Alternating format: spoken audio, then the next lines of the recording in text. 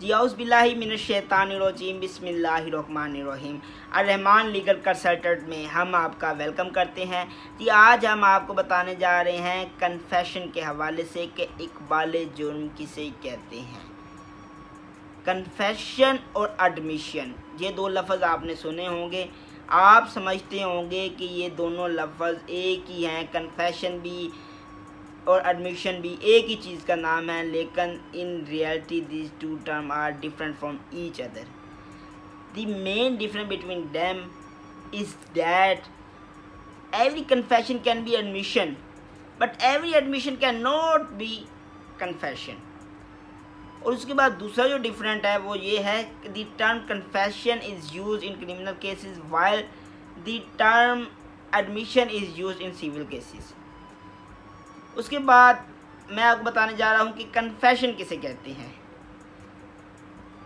When accused state that he has committed that offense which has been alleged against him, that statement will be called as confession. कि जब इल्ज़ाम अलैह ये बयान करता है कि जो इल्ज़ाम जो एलिगेशन उस पर लगाया गया है उसने वो जुर्म वो ऑफेंस कमिट किया है, तो उस ऑफेंस की कमीशन को वो तस्लीम कर लेता है, तो इसे कहते हैं कन्फेशन या इक़बाल जुर्म। जब वो अदालत में इर्तिकाब जुर्म के हवाले से बयान दे देता है तो उसको कन्फेशन कहते हैं। आगे जो सा सिस्टम है, कन्फेशन की काइंड्स कितनी किस्म की हैं और एविडेंशियल वैल्यू इनकी क्या है। तो सबसे पहले मैं काइंड्स बता दूं कि कन्फेशन 3 किस्म के होते हैं। पहला होता है जुडिशली कन्फेशन। जुडिशली कन्फेशन से मुराद ऐसा कन्फेशन जिसे 164 या 364 ज़ाब्ता फ़ौजदारी की दफ़ात के तहत कलमबंद करवाया जाए, तो इस तरह की कन्फेशन को जुडिशली कन्फेशन कहते हैं और ये कन्फेशन मजिस्ट्रेट के सामने की जाती है, इसे कहते हैं जुडिशली कन्फेशन। उसके बाद जो अगली चीज़ है वो ये है एक्स्ट्रा जुडिशली कन्फेशन।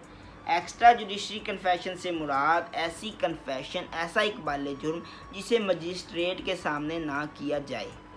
उसके बाद है रिट्रैक्टेड कन्फेशन। रिट्रैक्टेड कन्फेशन से मुराद ऐसी कन्फेशन, ऐसे इत्काद जुर्म जिससे इनहाफ कर लिया जाए। सपोज़ एक बंदा पहले ये स्टेट करता है कि उसने फ़लाँ जुर्म किया, उसके बाद वो कहता है कि मैंने किसी दबाव की वजह से, किसी प्रेशर की वजह से, किसी बर्ताव की वजह से वो मैंने कन्फेशन किया था।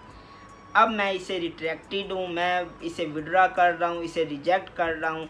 तो इस किस्म की रिजेक्शन को, विड्रावल को हम रिट्रैक्टेड कन्फेशन का नाम देते हैं। अब आ गई एविडेंशियल वैल्यू। तो सबसे पहले evidential value of judicial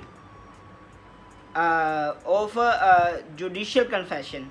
judicial confession जो सी होगी उसकी एविडेंशियल वैल्यू क्या है। सबसे पहले यह स्ट्रॉन्ग एविडेंस, इसको स्ट्रॉन्ग एविडेंस कंसीडर किया जाता है।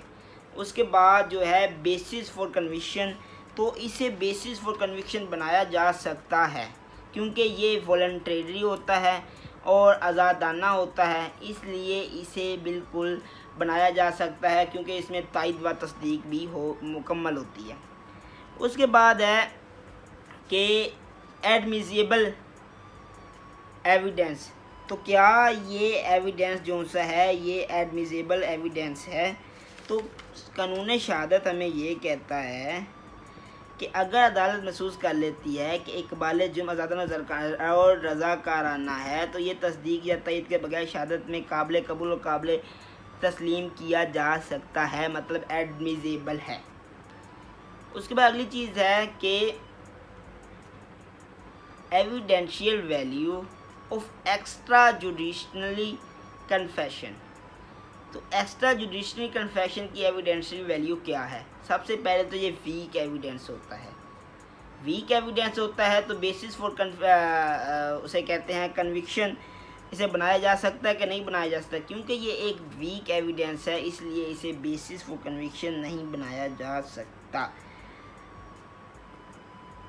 उसके बाद है कि एडमिसिबल एविडेंस। क्या इसे एडमिसिबल एविडेंस बनाया जा सकता है?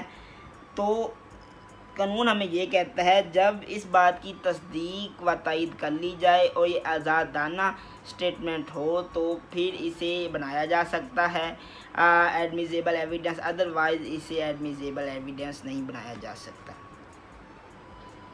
उसके बाद जो अगली चीज़ है वो ये है कि retracted confession as the evidential value of retracted confession। तो evidential value of retracted confession से मुराद ऐसा इकबाल जुर्म जिसका इनहराफ कर दिया हो, जिससे इनहराफ कर दिया गया हो, उसकी एविडेंशियल वैल्यू क्या है? तो सबसे पहले तो ये वीक एविडेंस है। उसके बाद बेसिस वो कन्विक्शन जो सी है उस वक्त इसे बनाया जा सकता है जब इसकी तस्दीक व तायद कर दी गई हो और ऐसे मटेरियल इसमें से फ़ोन किए जाएं जिसे बेसिस फॉर कन्विक्शन बनाया जा सकता हो। और उसके बाद जो अगली चीज़ है वो है एडमिसिबल, एडमिसिबल एविडेंशियल वैल्यू।